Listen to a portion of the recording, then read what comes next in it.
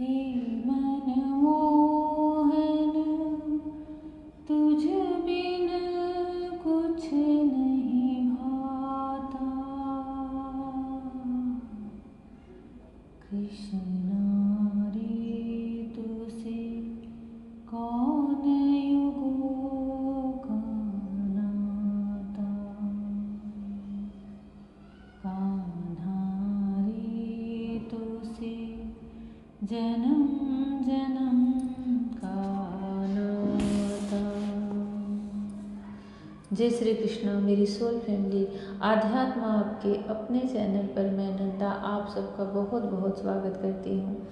श्रीमद् भागवत महापुराण का छठा स्कंद 10वां अध्याय प्रारंभ है। देवताओं द्वारा दधीचि ऋषि की अस्थियों से वज्र निर्माण और वित्रासुर की सेना पर आक्रमण। श्री सुखदेव जी कहते हैं, परीक्षित विश्व के जीवन दाता श्री हरि इंद्र को इस प्रकार आदेश देकर देवताओं के सामने वही के वहीं अंतर्ध्यान हो गए। अब देवताओं ने उदार शिरोमणि अथर्ववेदी दधीचि ऋषि के पास जाकर भगवान के आज्ञानुसार याचना की। देवताओं की याचना सुनकर दधीचि ऋषि को बड़ा आनंद हुआ। उन्होंने हंसकर देवताओं से कहा, देवताओं, आप लोगों को संभवतः यह बात नहीं मालूम है कि मरते समय प्राणियों को बड़ा कष्ट होता है। उन्हें जब तक चेत रहता है बड़ी असहा पीड़ा सहनी पड़ती है और अंत में वे मूर्छित हो जाते हैं।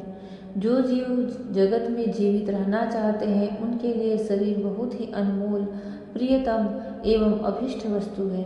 ऐसी स्थिति में स्वयं विष्णु भगवान भी यदि जीव से उसका शरीर मांगे तो कौन उसे देने का साहस करेगा। देवताओं ने कहा, ब्राह्मण, आप जैसे उदार और प्राणियों पर दया करने वाले महापुरुष, जिनके कर्मों की बड़े बड़े यशस्वी महानुभाव भी प्रशंसा करते हैं, प्राणियों की भलाई के लिए कौन सी वस्तु निछावर नहीं कर सकते। भगवान, इसमें संदेह नहीं कि मांगने वाले लोग स्वार्थी होते हैं। उनमें देने वालों की कठिनाई का विचार करने की बुद्धि नहीं होती। यदि उनमें इतनी समझ होती तो वे मांगते ही क्यों। इसी प्रकार दाता भी मांगने वाले की विपत्ति नहीं जानता, अन्यथा उसके मुंह से कदापि नाही न निकलती। इसलिए आप हमारी विपत्ति समझकर हमारी याचना पूर्ण कीजिए। दधीचि ऋषि ने कहा, देवताओं, मैंने आप लोगों के मुंह से धर्म की बात सुनने के लिए ही आपकी मांग के प्रति उपेक्षा दिखलाई थी।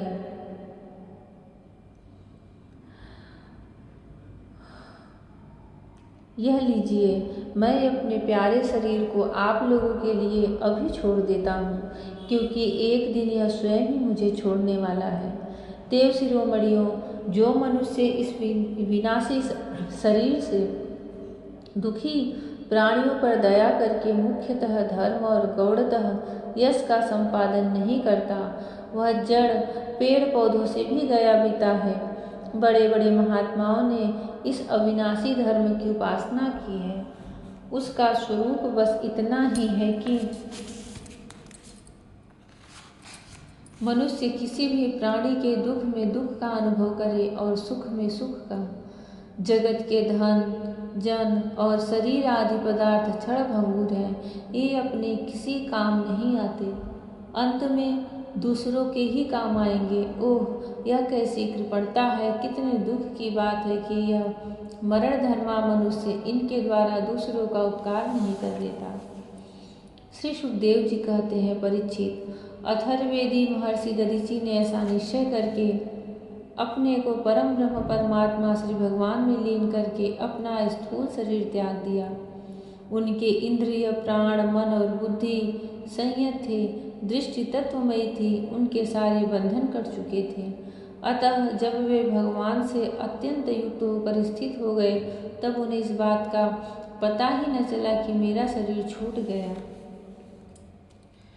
भगवान की शक्ति पाकर इंद्र का बल और उस उन्नति की सीमा पर पहुंच गया। अब विश्वकर्मा जी ने दधीचि ऋषि की हड्डियों से वज्र बनाकर उन्हें दिया और वे उसे हाथ में लेकर ऐरावत हाथी पर सवार हुए। उनके साथ साथ सभी देवता लोग तैयार हो गए। बड़े बड़े ऋषि मुनि देवराज इंद्र की स्तुति करने लगे। अब उन्होंने त्रिलोकी को हर्षित करते हुए वृत्रासुर का वध करने के लिए उस पर पूरी शक्ति लगाकर धावा बोल दिया। ठीक वैसे ही जैसे भगवान रुद्र क्रोधित होकर स्वयं काल पर ही आक्रमण कर रहे हों। परीक्षित, वृत्रासुर भी दैत्य सेनापतियों की बहुत बड़ी सेना के साथ मोर्चे पर डटा हुआ था। जो वैवस्वत मनवंतर इस समय चल रहा है इसकी पहली चतुर्युगी का त्रेता युग अभी आरंभ ही हुआ था। उसी समय नर्मदा तट पर देवताओं का दैत्यों के साथ यह भयंकर संग्राम हुआ। उस समय देवराज इंद्र हाथ में वज्र लेकर रुद्र, वसु, आदित्य, दोनों अश्विनी कुमार, पितृगण, अग्नि, मरुदगण, ऋभुगण, साध्यगण और विश्वदेव आदि के साथ अपनी कांति से शोभायमान हो रहे थे। वृत्रासुर आदि दैत्य उनको अपने सामने आया देख और भी चिढ़ गए। तब नमुची, संबर, अनर्वा, द्विमूर्धा, ऋषभ, अंबर, हैग्रीव, शंकुशिरा, विप्रचित्ति, अयोमुख, पुलोमा, वृषपर्वा, प्रहेति, हेति, उत्कल, सुमाली, माली आदि हजारों दैत्य दानव एवं यक्ष राक्षस स्वर्ण के साज सामान से सुसज्जित होकर देवराज इंद्र की सेना को आगे बढ़ने से रोकने लगे। परीक्षित, उस समय देवताओं की सेना स्वयं मृत्यु के लिए भी अजेय थी। वे घमंडी असुर सिंहनाद करते हुए बड़ी सावधानी से देव सेना पर प्रहार करने लगे। उन लोगों ने गदा, पारी, बाण, प्राश, मुदगर, तोमर, शूल, फरसे, तलवार, शतघ्नि, तोप, भुशुंडी आदि अस्त्र शस्त्र की बौछार से देवताओं को सब ओर से ढक दिया। एक पर एक इतने बाढ़ चारों ओर से आ रहे थे कि उनसे ढक जाने के कारण देवता दिखलाई भी नहीं पड़ती थे।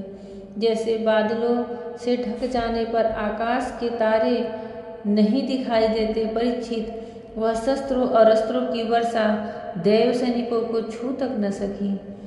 उन्होंने अपने हस्तलाघों से आकाश में ही उनके हजार हजार टुकड़े कर दिए। जब असुरों के अस्त्र शस्त्र समाप्त हो गए तब वे देवताओं की सेना पर पर्वतों के शिखर पर वृक्ष और पत्थर बरसाने लगे, परंतु देवताओं ने उन्हें पहले की ही भांति काट गिराया।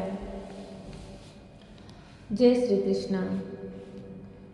जो संत होते हैं, महात्मा होते हैं, वह सदैव दूसरों के कल्याण के लिए ही सोचते हैं, प्रयत्न करते रहते हैं। यहाँ तो भगवान श्री हरि नारायण का आदेश था। वह तो दधीचि मुनि के लिए एक वरदान की तरह था। भगवान के असीम भक्त नारायण कवच को रचने वाले दधीचि मुनि को देह त्याग के लिए स्वयं श्री हरि देवताओं को आदेश करते हैं। दधीचि मुनि भगवान के श्री चरणों का, कमल चरणों का स्मरण करते हुए अपने इस नाशवान देह का त्याग करते हैं, जिनकी हड्डियों से वज्र बनता है, जो सदैव इंद्र के हाथ में रहता है। दधीचि मुनि हमारे सनातन मुनियों को बहुत बहुत प्रणाम, कोटि कोटि प्रणाम। भगवान श्री कृष्ण श्रीमद् भागवत महापुराण की अनंत लीलाओं से सहित सबके हृदय में प्रवेश करें और सबको अपनी असीम भक्ति प्रदान करें। जय श्री कृष्णा। राधे राधे। जय श्री कृष्णा। हरि ओम।